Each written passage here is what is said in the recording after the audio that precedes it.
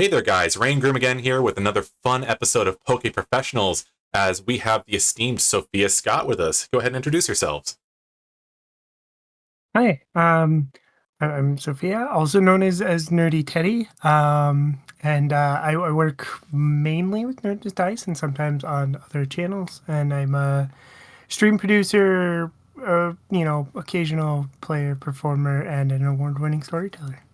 So the fun thing is, we're actually not strangers for this one. You've actually produced something that I participated in. For those that aren't aware, and I'm hopefully going to link it down below, they actually helped run a one-shot I ran for called Gastly Manor, which is a lot of fun, and you guys really should watch and check out the rest of their content. So they're actually kind of familiar with this process, at least. So to start off the process, what kind of Pokemon trainer would you want to be? So we kind of talked about this. I wanted to, face the vibes off of the sort of the lady in the games and some of the other stuff. And I mean, I really like cooking, and I've been getting more and more into cooking. So we talked about that. So we're going, lean into the chef and So you want to be like the this sort of pretty this pretty girl stuff. a fashionable, beautiful woman that knows her way around a kitchen and can also tear you to shreds. That kind of vibe. Yeah. Yes, So exactly. fun thing, fashionista and chef are both classes in this game, so that's something very easy for me to work with. I can make you something very fun. Plus, not gonna lie, they're pretty busted classes. They let you make so many cool tricks and little fun things. But we're gonna start off with me asking, what kind of starter would you like? I mean, Teddy Ears is my favorite. If I remember correctly, you actually have one right there, which I have to insist that you Yes. show because Yeah. look at it, it's so precious. Oh Yeah. my goodness. I mean, Teddy Ears is really hard unless you go online and order it for a lot of money. Teddy Ears is really hard to find, but I I went don't to know a local why. game Like, they're shop. really weird about the ones that they'll put out for people to get. It's like, I don't get it. Because, like, I gotta look it it's up. adorable. It's adorable, and that's right up their alley. It's not like you're Right? You would asking think. for I mean, this brushes is or something. the you would think the adorable ones would be the ones that would sell and that you would want to put out. But yeah, I got lucky. I went to a local game shop and they had a little Teddy Ear set, and I was like, I went in there like I'm not gonna spend money. I'm not gonna spend money. I'm just going in with friends. Will they get whatever? And then of course. Then you saw the Had Teddy I Ursa, and had it to had to be had to done. spend money. It had to be done. I cannot blame you. Yep. So while I'm making you an adorable little deadly teddy bear, why don't you tell us a bit more about Nerds on Dice and like the stuff that you guys do on that? Or Nerds with Dice, I Um. apologize. Yeah. Yeah. That's right. So Nerds with Dice is. I mean, it's been around for a while. When I originally started the channel, it wasn't meant to be, but it was just, oh, I want a little space where I can run some games with my friends and give a little space instead of constantly running games on the channel that I was a part of, and give a little space, let other people get in there and learn all the stuff that I learned while doing it. And then it evolved into more of a channel as that other channel went away. Um, After COVID and stuff, and it evolved into more of a channel, but it was more of a personal channel at that point, and eventually evolved into what Nerds with Dice is now, which we have a whole um council of chancellors that help run stuff in the background, do graphics and stuff. And basically the idea is that we host games for people to play and showcase indie games, right? And so, we handle production, graphics, everything. So, all you have to do is pitch the game, and we focus on indie games, and mostly we how and unique stories, right? Unique stories has got to be part of that, because sometimes we get a pitch for something that is like borderline, like, is this an indie game? But then the story's interesting enough, so it's like, okay, well, we'll grab that one because we want the interesting stories as well, so that everybody comes in and sees the small indie games that we have to offer and stuff. So, You got to play but the yeah, balance sometimes. Like, you can't have yeah, all like the weird, like, let the mermaid touch your dick or anything like that. You need to have some things that's like, okay, I know that one. And that Right, way they'll come and watch the exactly. rest. And then that's not always the easiest thing to balance, but we don't really have like Pathfinder, D&D. As much as I love VTM, we're probably never gonna have Vampire the Masquerade because they're a little too big and just a little too dominant in the space. But like if somebody were to come up and go, I want to run this obscure World of Darkness game that nobody runs because everybody runs Vampire or Werewolf, Changeling. then There's Changeling, Geist. Wasn't there a Mummy one as well? I can't remember that one.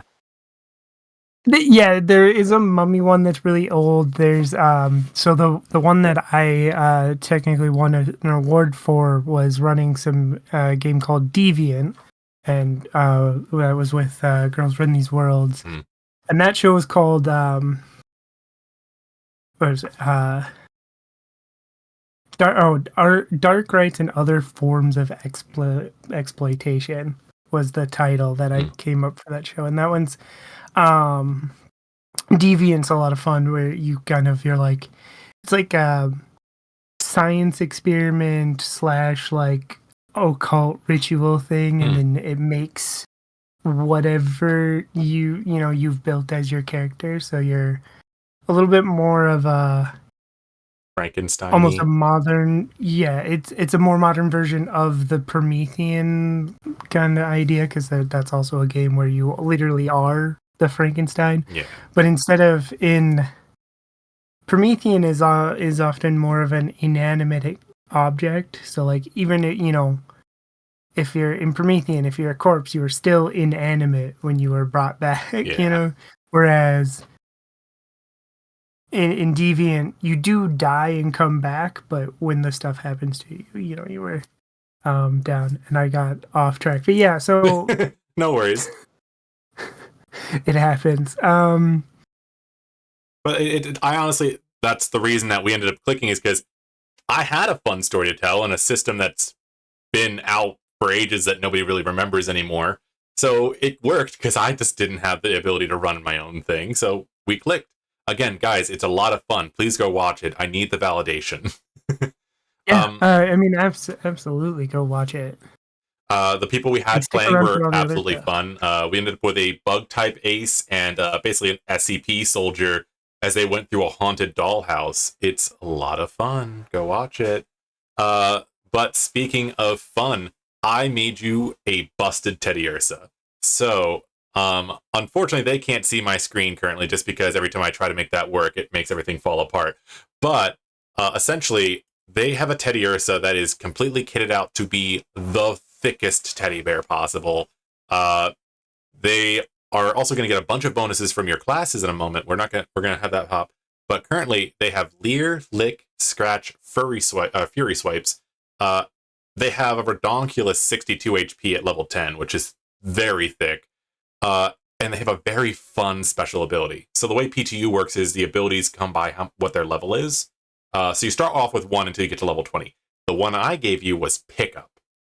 Pickup means once a day you get to roll a d20, and depending on what you roll, they can find something, going from nothing from a 1 to 5 to any TM at a 20. So your Teddy Ursa could just walk out of a bush with a TM for like flamethrower one day, and you wouldn't know. But That's so awesome. it's a lot of fun. So we were talking about. Oop, I need to move. Oh, that's the wrong thing. Scooch, scooch. There we go. Don't know where that got moved. So I'm going to start building you a trainer. So I think we've decided that you wanted to go with Chef and Fashionista. I'm going to make that a lot of fun for you. But while we're doing that, I kind of want to hear more about the stuff you guys have coming up on the show. So obviously you pick up people that advertise or like float ideas to you. But I think you have a big event coming up pretty soon, if I remember correctly. Yes. So in June, we are going to be June 20th, 21st, and 22nd. We're going to be raising money for the Trans Justice Funding Project. And what they do is they help raise money for them, the grassroots sort of places, and they get money to them and stuff. And we're talking to them. We're put together the best show we got now. will be, the player signups will be going out soon. I don't know when this is going out, but the player signups will be going out soon. But we have 13 games coming, to the channel. 12 will be seeking players. And we got everything from Girls by Moonlight to Thirsty Sword Lesbians, Classic. Blades in the Dark.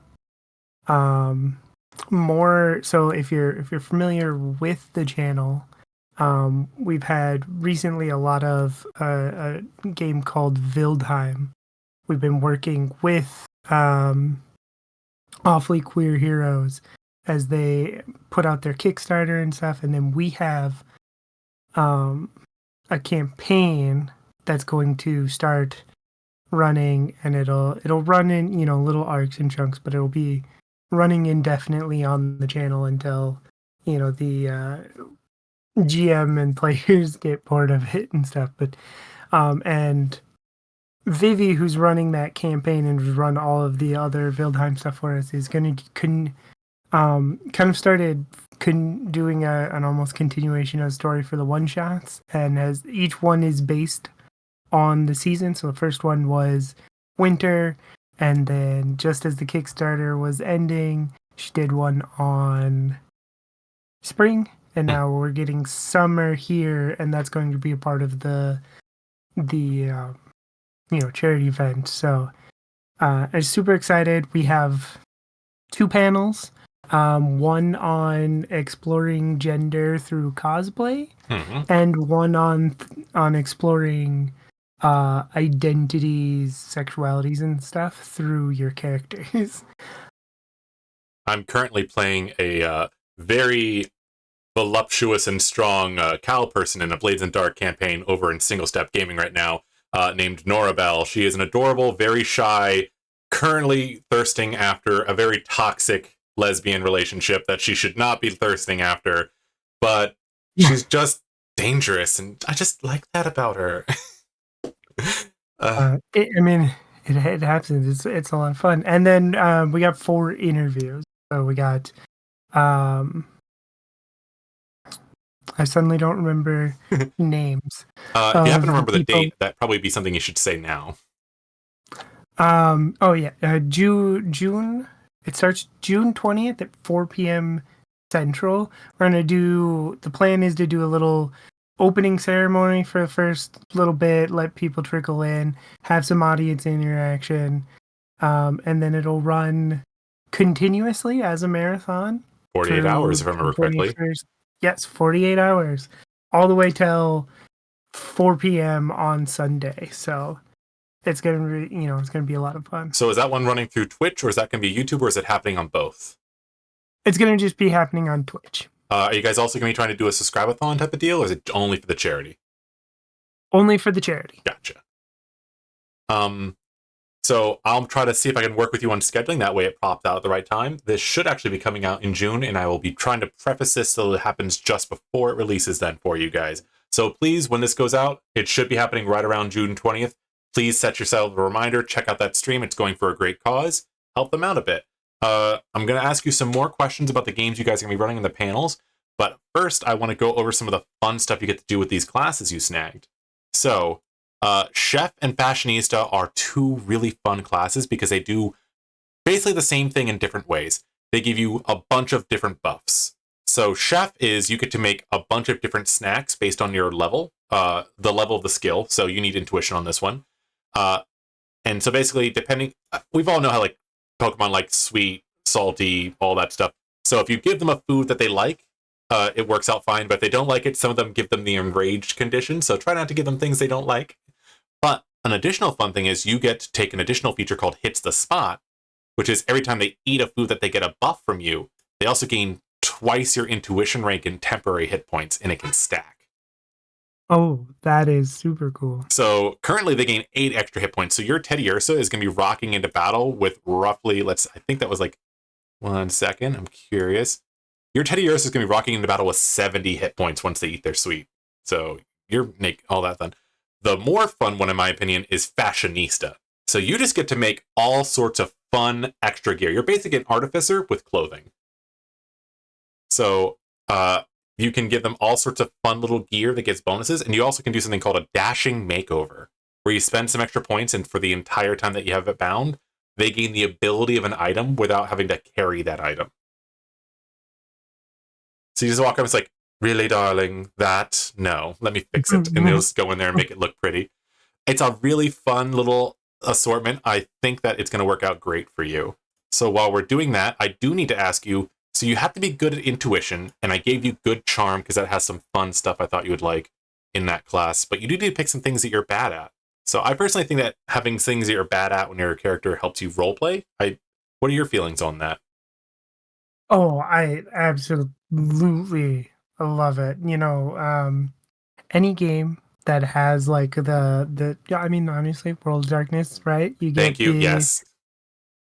um in not so much in V5. I mean, V5 you still have them, but in other World of Darkness games, you can trade having more weaknesses for having more Well, abilities. Venice, yeah. And I will max it out because both having max weaknesses is also fun. You can do a lot of fun, weird things with that. Um, I remember giving myself asthma and once. It was like, just, I smoke cigars. He has asthma. right, and then of course, you get a few more abilities for it, but you also get more role play points. It's some of my favorite stuff. I'm also the type of player who will, not always, but I will tend to focus my character on something specific, right? Nope, this character's a cat, but they're good at nothing else. There's nothing wrong But with min they can maxing. It's usually stay. munchkinning that I have a problem with. And for those that don't know the difference, I'm not going to explain it in this one. I'll put it in the comments or something. But min maxing's not bad. Being good at the thing your character is supposed to be good at is a good thing. It's when you ruin it for everybody else. But on that note, let me go over the skills. So there's acrobatics, athletics. You need to be good at charm. Combat command. There's a bunch of different educational skills: gen, medicine, occult, Pokemon tech, focus, guile, intimidation. You need good intuition, perception, stealth. And I'd recommend not dumping your survival if you want to be a camping kind of person. So I'm going to do something fun with that in a second to bump it. Cool. So what do you think you want to drop?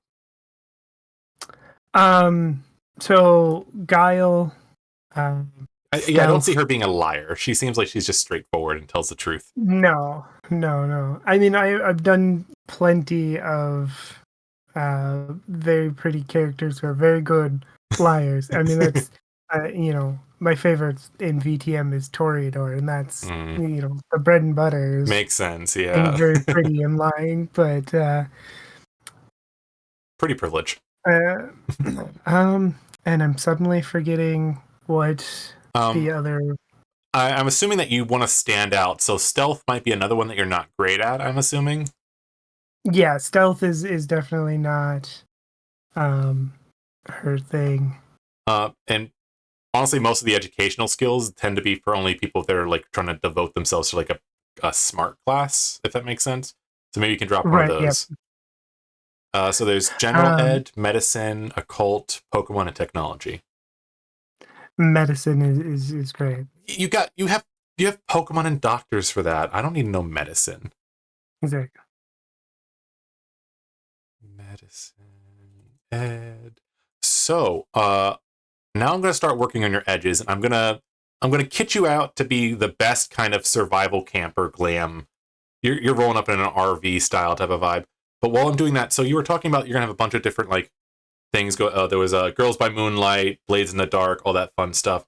Do you already kind of know what kind of things like? I'm sure you can't tell us the exact details because you want to surprise people on the 20th. But do you know the kind of like? Is there like a throughfoot of the type of stories you guys want to tell on that stream? We didn't we didn't ask anything of that from any of our people, but I know there is definitely at least from some of the games, obviously a very queer vibe, a very queer joy vibe as well, and um Some of the games, that's, I mean, it is both part of Girl by Moonlight and not, because by Moonlight is like a little bit of the more tragic side of the Magic Girl thing, Yeah. but obviously, you're kind of rebuilding um your character's stories into something that is a little more happy there.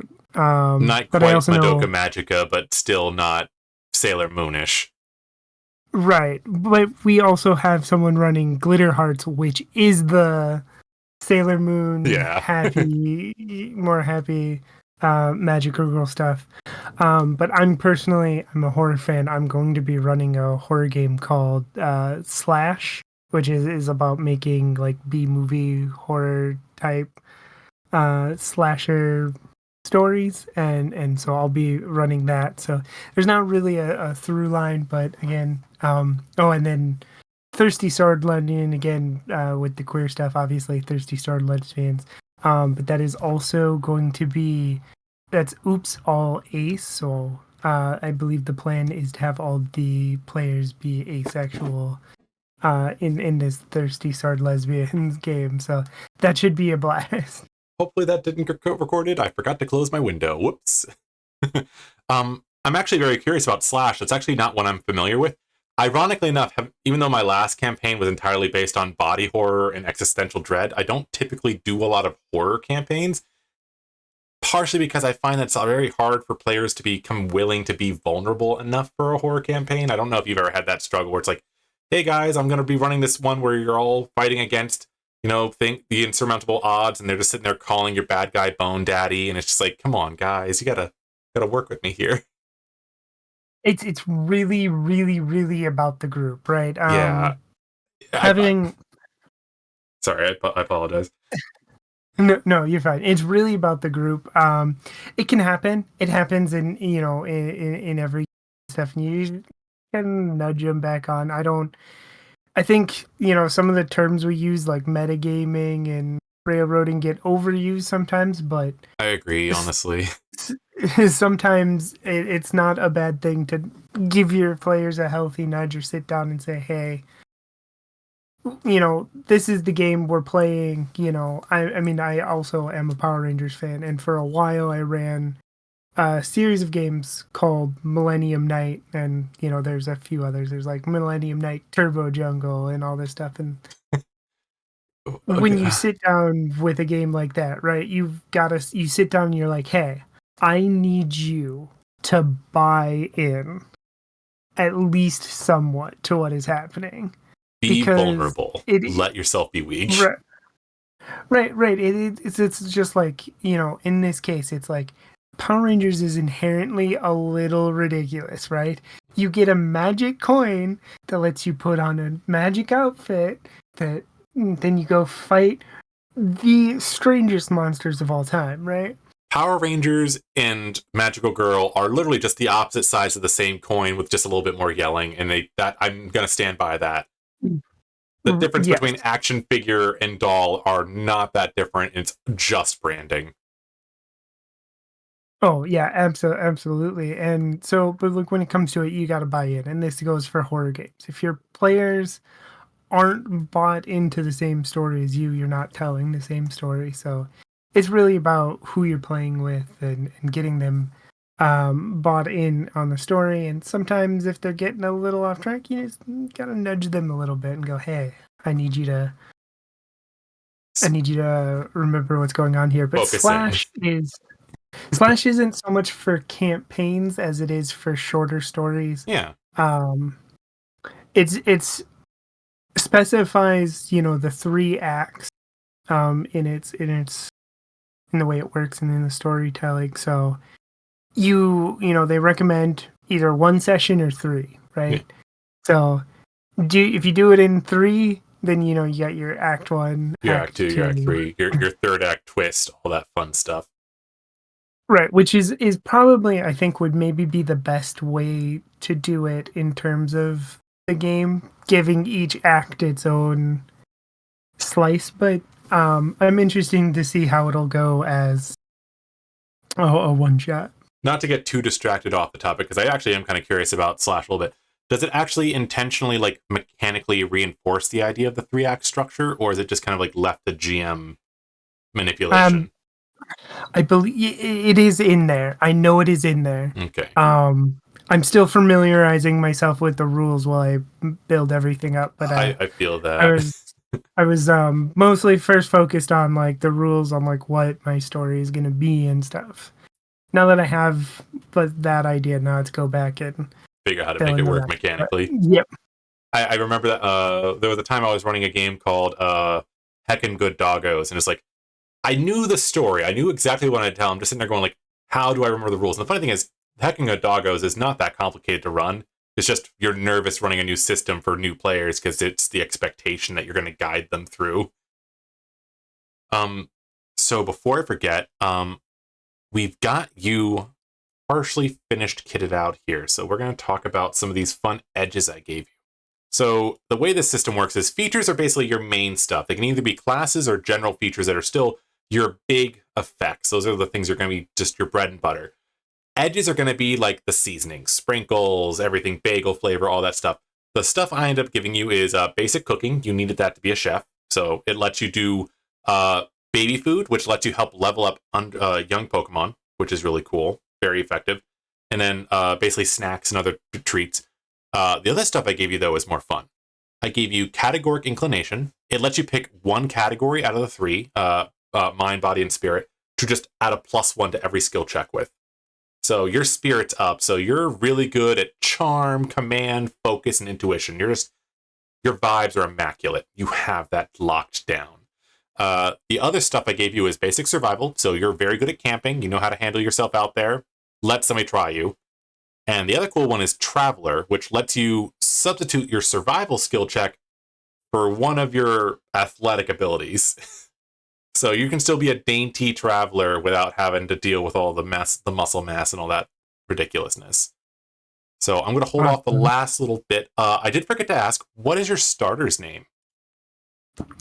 Oh,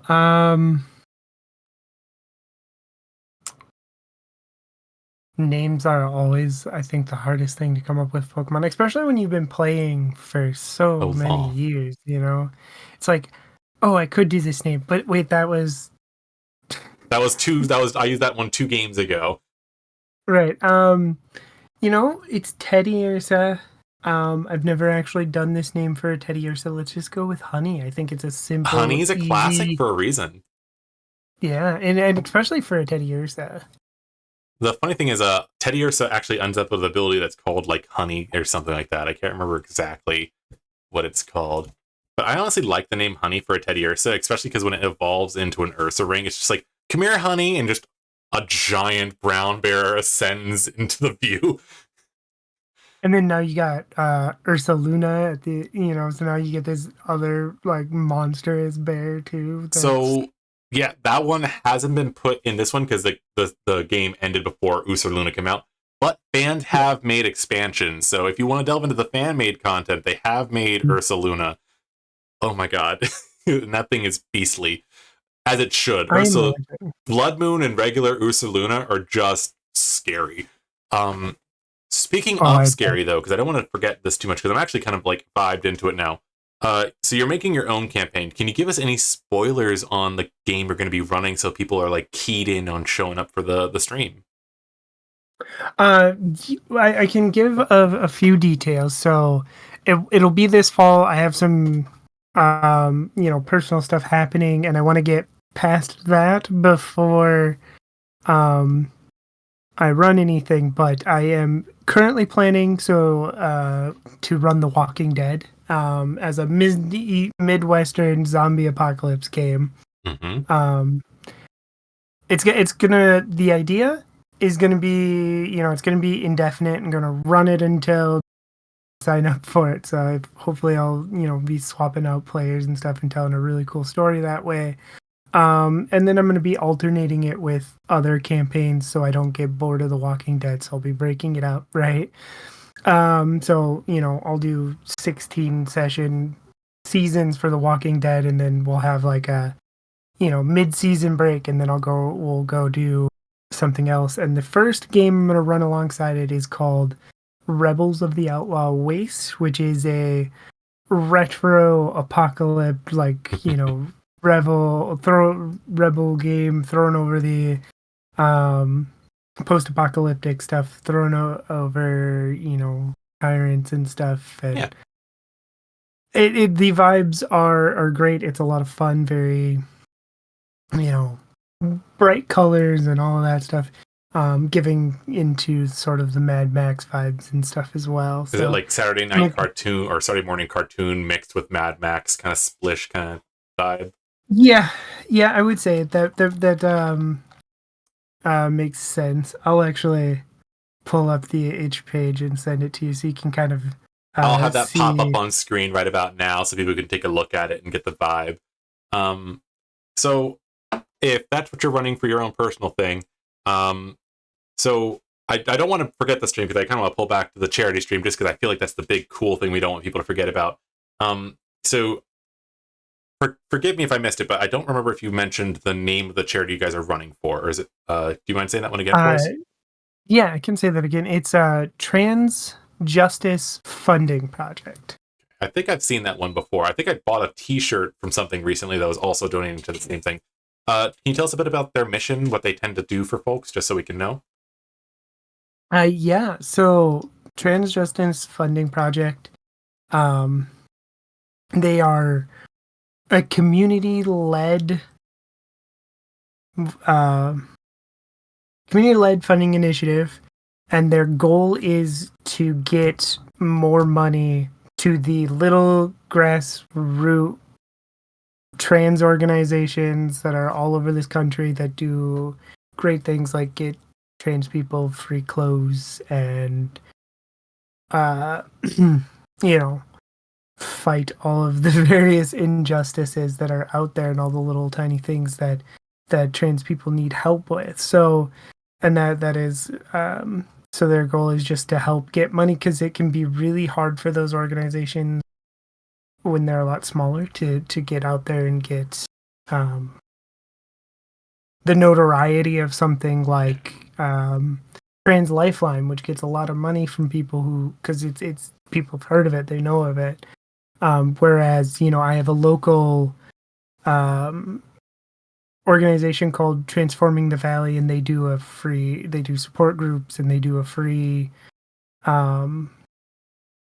clothing drives and stuff, right? And outside, they're not trying to outside or advertise outside of our community, and so they don't have that recognition to get out there and get the money and stuff that they need to do those things. So yeah, so it sounds like they're kind of like the friendly local neighborhood group that really does need those people to reach out to them and like get the support they need, but are doing the more direct face-to-face things, not like the big like we're here for the lawsuits and the governmental Congress approaches. This is more like, hey, we see you directly needing help. Here is money and assistance and care and love for that type of thing. That's the kind of thing that you guys are doing. Yeah. Honestly, that sounds great. It sounds like a spider network kind of deal where it's just reaching out and grassroots out there, helping people that are in need. I think I participate. Elevated Access is something I've done something before over with the High Shelf Collective, where we were raising money for people that are trying to get gender affirming care or sexual needs health. I'm not sure if I can say the one word, which sucks, but that's what happens on a streaming platform. I don't want to say the one word. So on that note, before I get too distracted, because we're almost done building your character, and then we can just really lay into some other things. We just need to figure out your stats real quick. So we've got almost everything else done. We just get to do your stats. So the way this game works is you start off with 10 in HP and 5 in everything else.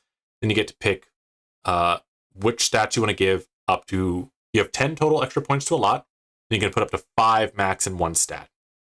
And you can just choose how you want to split it. So you can min-max, put 5 in 2 different stats, or split it up. And the stats are HP, attack, defense, special attack, special defense, and speed. Okay. I think focusing on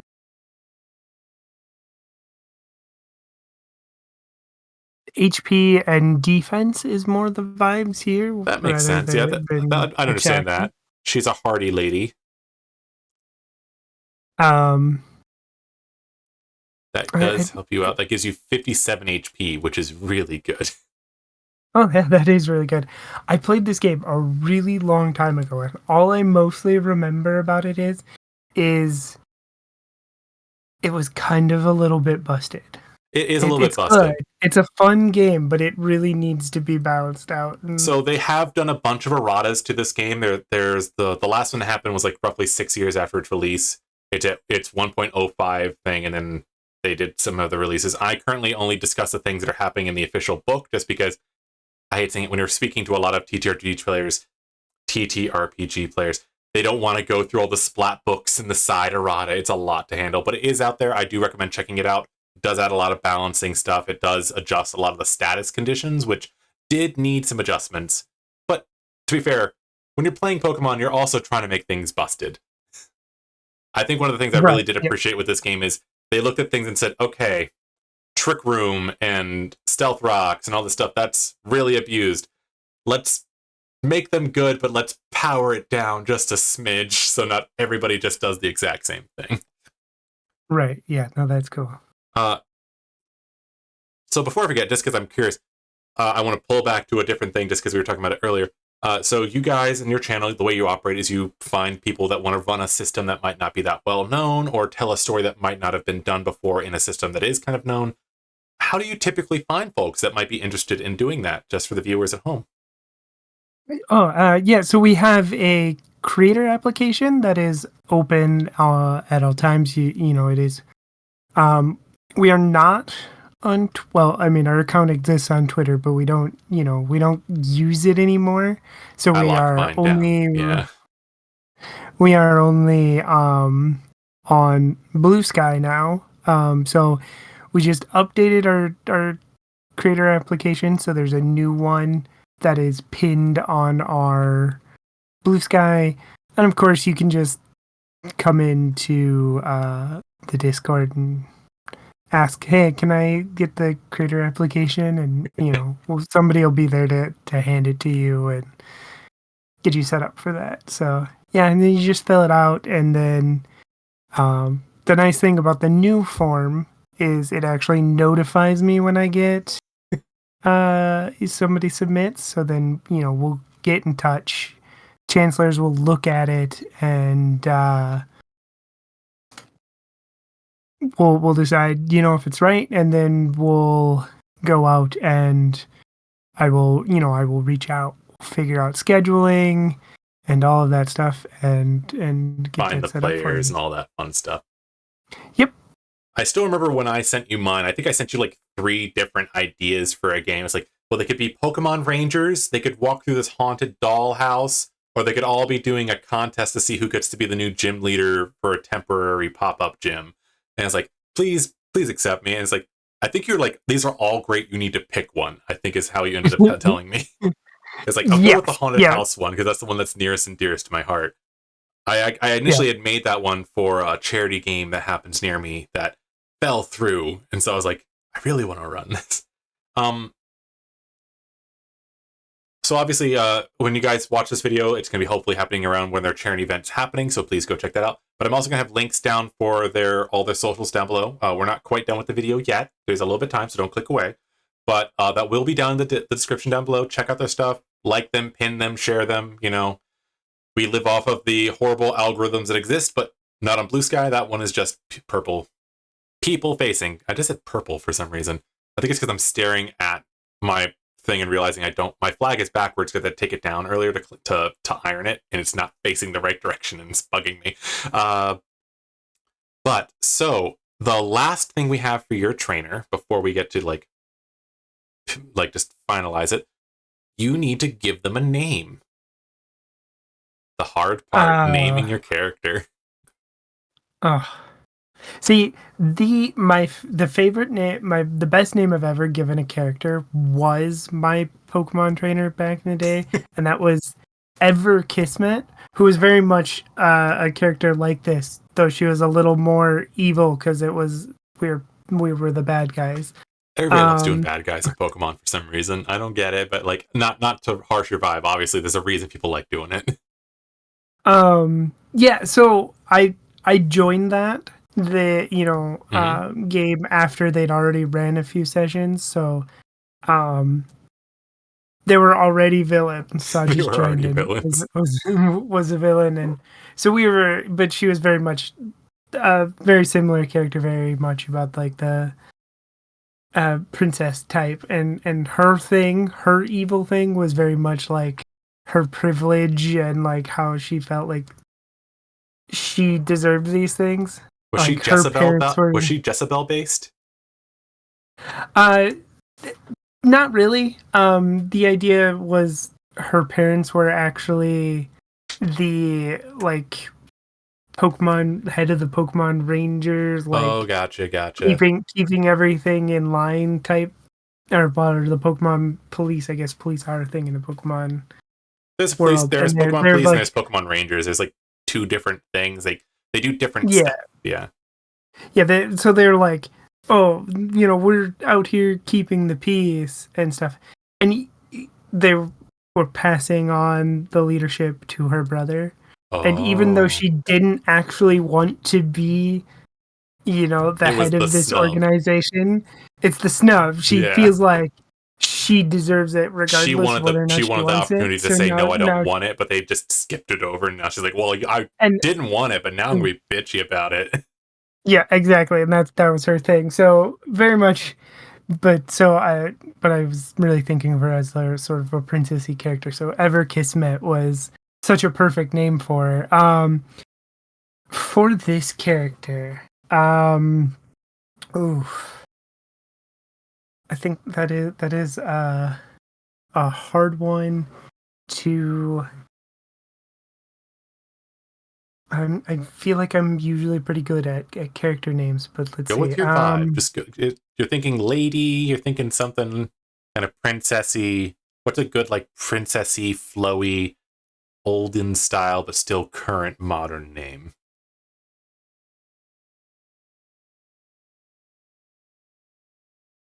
I mean, the one that comes to mind is Sophia, but we'll You not can name her self name a Sophia. character.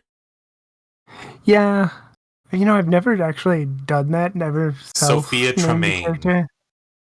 Yeah, that what, that sounds perfect. Sophia Tremaine. Um, I didn't pick Sophia because it's a very princessy name. I picked it because of its relations to wisdom when I finally just after going through a few names and stuff. But I think um Sophia Tremaine works. It's very yes. vibe. It was Yes. either gonna be That Sophia. I was either sort gonna of recommend Tremaine because I was thinking of Lady Tremaine from Sleeping Beauty, or not Sleeping Beauty. Shoot, God dang it, I'm forgetting the name now. Cinderella. I'm sitting there going like, shit, what's her name? okay. Is either gonna be later, or I've been watching a lot of Leverage, so I was gonna suggest Devereaux, so it'd be Sophia Devereaux. I, I'm a huge Leverage fan, so I'm a I'll little agree with annoyed that with too. the current seasons because there's a lot of them using AI generation stuff, and I'm not about it, but I'm trying to ignore it. But we're not getting into that. So the last step, and the most fun step, describe what Sophia Tremaine and her Teddy Ursa honey look like. Okay, so we're gonna go with sort of the vibe that I don't have, but that I want, which is more of a sort of not fully rockabilly, but leaning towards that with like the sort of retro vibe, the sort of retro swing dresses, and which I should have um changed the thing from charm to something else. Then if you're going that for, because like all the different stuff for fashionista is based on the skill you based. So one second, I gotta pull it up on my phone. Because if you're thinking rockabilly, you might want to pick Guile then, because like there's a entire class where like the thing is like rough trainer. Let me pull it up. Doing it on my oh phone so I don't mess up the recording thing. One second. That'd be page 136. So if you happened to want that like rockabilly, like rough fashion, that'd be Intimidate. And the bonus you get Okay. from that one is an enemy trainer has a -2 to every roll they make for a round. Okay. So I think I still like the charm. I You don't still want quite charm? want to No lean. worries. Yeah. I want to be like no. You don't know. I love this suggestion. That's great. But You're still want to keeping the be charm. Yeah. yeah. I want to be like adjacent to that style, but not quite as rough. Just the sort of retro dresses and hairstyles and stuff that I personally love and would. I think I'm gonna, The I'm updo with working the my curler way and all into. that stuff. Yeah, exactly. So that's your vibe. And what does Honey look like? Because you can make clothes for Honey with your fashionista skill. Right. The thing is anything you give a teddy ursa is gonna be super super cute. Mm-hmm. Um, and now that I've had the idea pop into my head, I think having Teddy wear like a little, having Honey wear a little like denim vest I love it. is absolutely maybe one of the cutest things I can think of off the top of my head. My current PTU character, Mikado, he gives every single one of his Pokemon a color coordinated bandana. So like every time he catches a new Pokemon, it's like, okay, and you get a bandana, and they're all color coordinated based on the Pokemon. The only one that's different is my Absol, who when I first got them tore their bandana to shreds. So I had to sew it back together, and then once they were like trusted me, I gave it back to them. So they have a torn to shreds red bandana. That's such an Absol move. It's such a To well. tear it apart. This GM was doing shadow Pokemon, so it was a shadow Absol that I had to spend like a Oh, that's literal cool. in-game month working with to help break it. Oh, that's actually cool. No, that is super cool. But that also just feels like Absol would, Absol you would. take They it would. and tear it apart. Not to make it about me, but like it was a really cool moment. We were fighting level 100 Charizards, way above our level. We were getting our asses kicked, and one was about to just knock me off the face of the earth. I think I was going to get multiple injuries with this attack. And even though it didn't like me for a split second, it's like they've always worked for me, and they jumped in front, and then they swapped. It was a cool moment. But I'm not going to That get does distracted sound in like that a cool moment. But moment. I'm just going to say, guys, cool moments happen in PTU. Play this game. They literally designed interrupt maneuver or intercepting maneuvers so you can do that no hit me thing that happens that everybody wants to do in games. They're like, people do that shit. Let's make a rule for that. They did it. Play this game. It's a lot of fun. So we're coming up at the tail end of this. We've made you your trainer. You described how they've just got this rockabilly dress chic with a little leather jacket, that nice little. I feel like they got like strawberry blonde hair. I feel Yeah, like that's yeah, that's the definitely. vibe. Like I got them in my mind. I was like strawberry blonde hair. They've got the bright red lipstick, leather jacket. They've got like that little polka dotty dress. They got kitten heels on, and they got a handbag that's also got a brick in it. I don't know why, but I feel like they have a brick in that purse. Yeah, yeah, I love it. I love it. But so I don't want to get too distracted. So is there anything else you wanted to talk about before we sign off for the evening? So we talked about charity streams. We talked about future projects. So I think the only other thing that like is coming up is I'm going to be in the future when this podcast comes out. I'm going to be playing a couple of NPCs in that what I just fucking said the title. The time we replaced the Power Rangers. So this will be going up the week of June 20th, just so that I don't mess that up for you. So that is going to be in the third week of June. As I look over to my calendar for those Yep. watching, I have a big old So calendar I track things on. so yeah, this I believe the actual release for that game is or that for that show will be like in the fall. Okay. So keep your eyes open for it to come out. We're allowed to talk about it and stuff. I know it's mostly been guys. I'll post it there. That's all I'm saying. yeah, exactly. But that'll be on the Bard Rock Cafe or the Bard Rock Network and stuff, and it's really cool. And I'm going to be playing two NPCs. I'm going to be playing Scorpina. So if you do follow me on Blue Sky, you may have noticed that I've changed my name from Toreador Fangirl to Scorpina Fangirl. That's why. That's why. And also be doing the voice for Skull. So just Skull. I like it. Yeah. So that's really cool. I'm hoping that people will go check that out. It sounds like it's gonna be a fun time. I haven't gotten to see those guys. I know they've popped up on my Blue Sky feed, but I've been busy doing stuff like this, so you know how it is. Sometimes it's hard keeping up with all the fun stuff going on. But with that, I'm really hoping people will go ahead and check this out. Again, this should be going up, I think, actually, literally the day before. This is going to go on Thursday, so it'll be the day before that event will be happening. So please, guys, you see this video, set your schedule, check it out tomorrow. It'll be happening. It's going to be really cool. I think you guys will enjoy it. It's going to a great cause. They've worked with me before to make a show. Support them. They're cool people. They're cool vibes. On that note, I think we've reached where the end is going to be. We've made you a really fun trainer. I'm going to have, again, all of their contact info is going to be in the description down below on this video. Please check it out. I'm also going to have their character sheet shared down below so you guys can have those inspirations for just a kick-ass fashionista that's going to kick your ass with a purse with a brick in it. On that note, I think this is the part where we just wave to the camera and pretend that there are people actually in this room with us, but are happening in the future. So talk to you later, guys. Bye. Bye.